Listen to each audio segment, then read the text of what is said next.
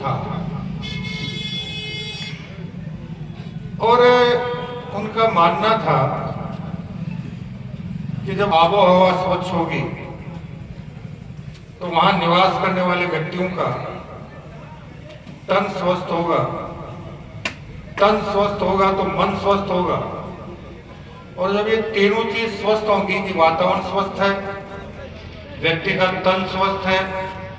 व्यक्ति का मन स्वस्थ है, तो फिर उस व्यक्ति का मस्तिष्क भी स्वस्थ रहेगा।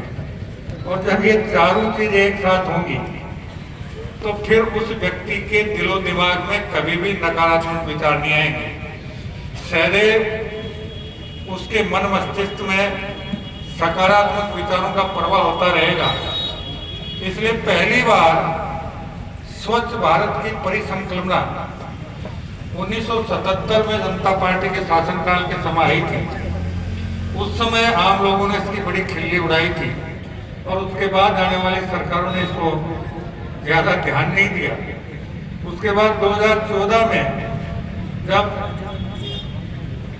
भारत की जनता ने भारतीय जनता पार्टी को पूर्ण बहुमत दिया और आदरणीय नरेंद्र भाई मोदी जी के नेतृत्व में भारत सरकार बनी, तो उन्होंने उस परिसंकल्पना को आगे बढ़ाते हुए स्वच्छ भारत की परिकल्पना की। उस समय भी बहुत से लोगों ने इस बात का मजाक उड़ाया था, लेकिन अब धीरे धीरे लोगों के दिलो दिमाग में ये बात घर कर रही है कि वास्तव में वातावरण स्वस्थ होना चाहिए और वातावरण स्वस्थ होगा तभी तन मन और मस्तिष्क स्वस्थ होगा। और उसी दिशा में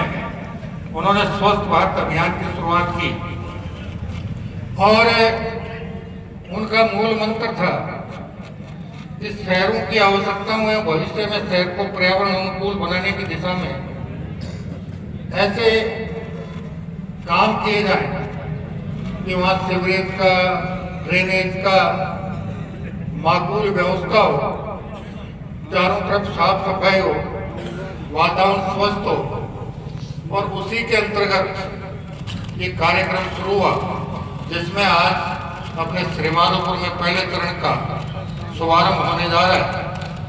ये 34 किलोमीटर लंबी सीवरेज लाइन, 2 ml की क्षमता का STP, 2 ml की क्षमता का पंप हाउस और 4200 घरों को सीवरेज का कनेक्शन देने का काम इसके माध्यम से होगा। और जैसे ही ये कार्यक्रम पूरा नहीं होगा, उससे पहले इसका द्वितीय चरण आ जाएगा और उसमें भी 50 किलोमीटर सीवरेज लाइन, 2.6 ml की क्षमता के STP का निर्माण और 8000 घरों को सीवरेज कनेक्शन देने का लक्ष्य उसमें रखा गया। अभी बात चल रही थी नगर पालिका के सीमा विस्तार की। हमारे यहाँ गांवों का पहचान राजस्व सीमा के आधार पर होती है और श्रीमाधोपुर शहर के राजस्व सीमा को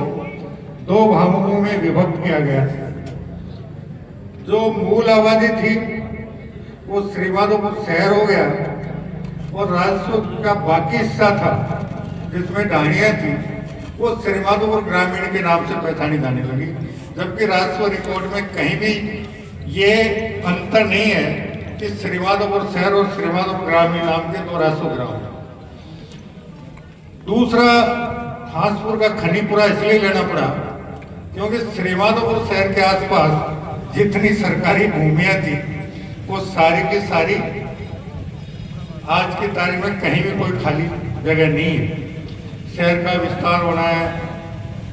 सरकारी कार्यालयों का विस्तार होना है, अन्य सुविधाओं का विस्तार होना है, उसके लिए भूमि चाहिए। तो भूमि या तो खनीपुरा में है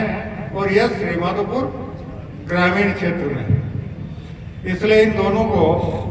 श्रीमाधोपुर नगर पालिका क्षेत्र में शामिल कर दिया गया है। और आने वाले समय में माननीय प्रधानमंत्री जी ने जो बड़े शहर हैं, जैसे हमारा जयपुर शहर है, महानगर हो गया, महानगर के 100 किलोमीटर के दायरे में सैटेलाइट टाउन के नाम से टाउनशिप विकसित करने का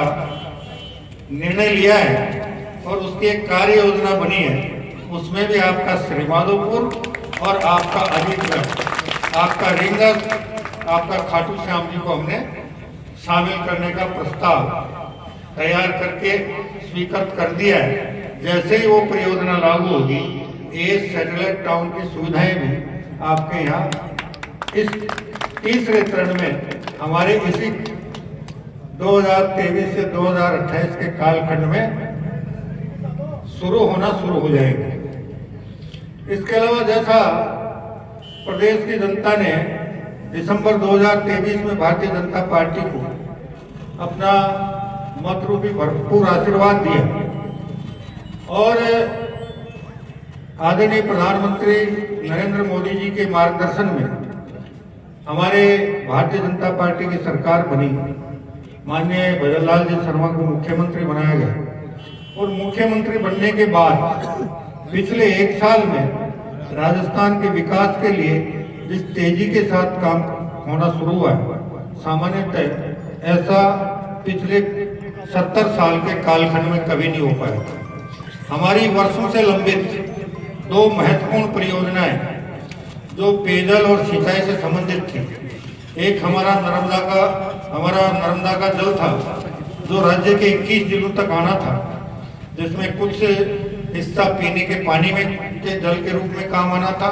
और कुछ हिस्सा सिंचाई के रूप में काम आने वाला था। उसका सरकार बनने के कुछ दिन बाद आदरणीय प्रधानमंत्री जी के हस्तक्षेप से मध्य प्रदेश और राजस्थान के बीच समझौता हुआ और अभी 17 दिसंबर को आदरणीय प्रधानमंत्री जी के हाथों उसका शिलान्यास भी हो चुका है। उसके बाद